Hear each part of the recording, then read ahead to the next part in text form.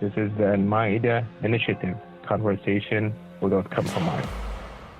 I really couldn't tell you. If there's a historical basis to my political ideology, I don't know where it came. I'm not gonna know it. I'm. There's a danger to this, but I am operating off of a sense of like personal, like just a personal sense of right and wrong. Um, but I try to have that personal sense of right and wrong be informed by the people around me. Uh, like in terms of the issue of abortion, um, like I was pretty pro life when I was in like high school because it made sense to me that when an egg cell gets fertilized by a sperm cell, this is the beginning of life.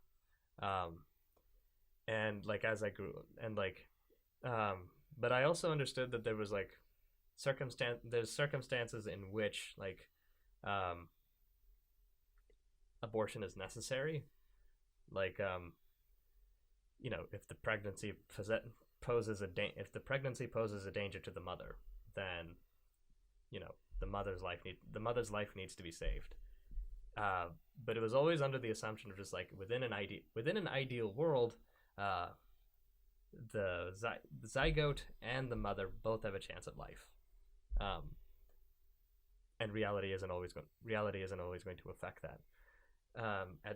After listening to like my women friends and my other friends who are capable of after like listening to my women friends and like hearing what they have to say about abortion and reading a little bit more about just like the struggle for abortion access in the U.S. and like the history of abortion in the U.S. and like abortion access isn't so much like there's still that fundamental issue of life. Right. But life for me at this point like begins after the second trimester. Mother's life will still always take priority, but I'm not opposed to late term abortions because by that point in the pregnancy, like the only reason that you would have a late term abortion, like 99 times out of 100, like the only reason that a late term abortion would like anybody would ever ask for it at that point would be because it's needed in order to like keep the mother alive. And if there is a way for if there is a way where like it can work out so that the baby has a chance, like the fetus has a chance to survive and the mother also has a chance to survive, then the best case scenario would be to do that. I mean, but I don't think that is most late-term abortion because you can have a cesarean at 24 weeks at this point and pretty much guarantee survival of both. But ultimately, right, you're pointing something out that this is a worldview issue, right? So the Muslim position is that I think it's 18 weeks is when the soul enters the body, right? So it's generally not advised before then, but it's murder after that point, right? If we believe there's no ultimate meaning to life, then sure, do what you want, right? It's just a clump of cells, and so are you. Biblical position is that the moment from conception, that a human being in the womb is a human being, the same as a human being outside of the womb, with innate rights, and that taking that life is murder. So it's so much in this country we talk about the legal issues without talking about the worldview issues, and ultimately so much of this comes down to worldview, right? What you think about the world, what is objectively true about the world, defines what we think laws should be like as well. And another thing that shaped my view on abortion is that the understanding that like we can outlaw abortion, but outlawing abortion isn't going to stop abortion. Because before Roe v. Wade, like whenever a woman needed an abortion, it was really really difficult to get a safe abortion. It was really difficult to get a safe abortion, and this is particularly true for women of color and for like poor women. So like that's why you have like that's why the image of the coat hanger is so like prominent within the abortion access movement, because so many women were like risking their lives trying to end a pregnancy that they just weren't going to be able to take care of. So after Roe v. Wade, and after like a greater push for sex ed in schools and like comprehensive sex ed in schools, like we have increased access to abortion, but we also see abortion rates go down because kids now have a greater understanding of just like how do pregnancies happen, how do we prevent unplanned pregnancies, and like if in those cases where an abortion like is something that needs to happen, statistically speaking, it was mostly in like it was mostly like first trimester, like really just right away. As soon as you find out that you're pregnant, like within 2 weeks of that, like, or within a really short amount of time after that, that's when people decide, okay, I'm not ready for this right now, or I can't handle this right now, and that's the circumstances behind most abortions. Well, I mean, I don't think most people know they're pregnant that early.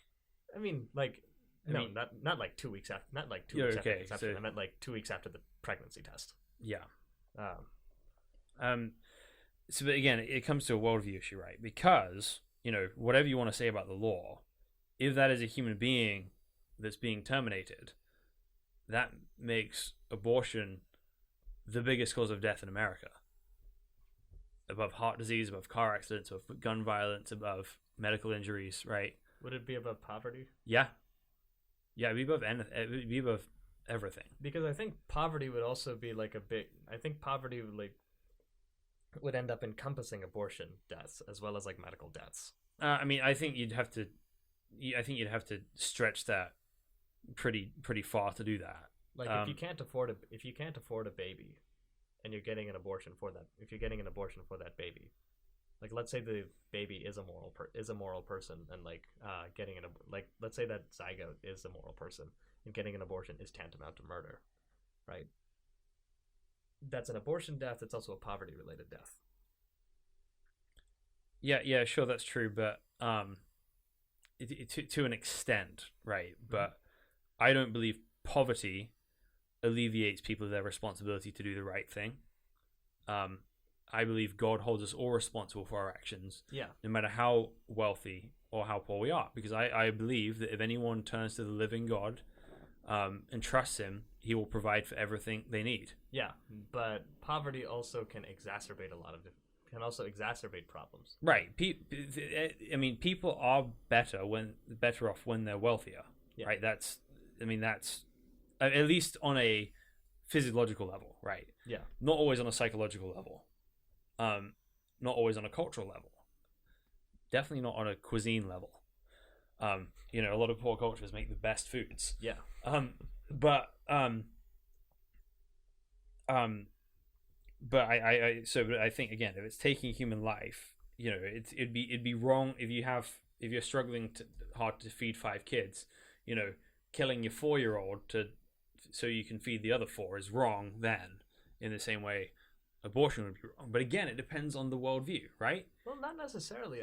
Have you heard of there's an argument, there's a philosophical argument that gets posed in terms of abortion, where you have you wake up one day and, you're hooked to the greatest violinist in the world. This didn't really, you weren't really prepared for this, but the reason that you're hooked up to this violinist is because they're experiencing kidney failure, and you're the only person who can matches their biological needs, and you have to be attached to them for 9 months, otherwise they die, right? This violinist is completely dependent on your body in order to survive. The 4-year-old, you have to provide food for them and all of that, but the 4-year-old can also walk and can breathe and can their body can regulate homeostasis. They're not like they're still dependent on you, but it's not the same type of dependency as like, you know, a baby in the womb. Like that example of the violinist, I think, is a more comparable. So I think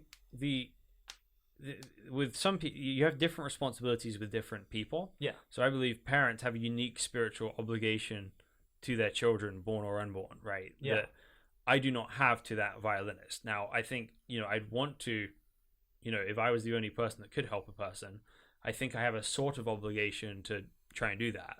But no one should be able to coerce me to do that. Yeah. Right. That's a moral decision, right? Yeah. Because ultimately, if you start deciding between whose life is valuable and whose isn't, you're on shaky territory, because that's exactly what the El Paso shooter's doing, right? Mm-hmm. He's deciding, okay, white Americans are more valuable than Mexicans, you know, and it's awful to try to kill Mexicans, right? They should not have to suffer this way, but we need to survive. Our planet needs to survive. The environment needs to survive, and you know, in order to do that, we got to make some hard decisions to do that, right? So the premise I'm working on is that all mankind is made in the image and likeness of God, and everyone has innate worth in them, and we have to protect that no matter the cost, no matter how hard it is, and that's a fundamental, I think that's a fundamental thing. I think that's the fundamental thing that's pushed against the excesses of evils in our society, right? So if you look at the abolition of slavery in the British Empire, it's this appeal to the imago Dei, the image of God, that gets rid of slavery. If you look at the Civil War, it's that same appeal to the imago Dei, the image of God, that abolishes slavery. If you look at, you know, the push against racism, right? You see The Greatest Showman? Actually, it didn't.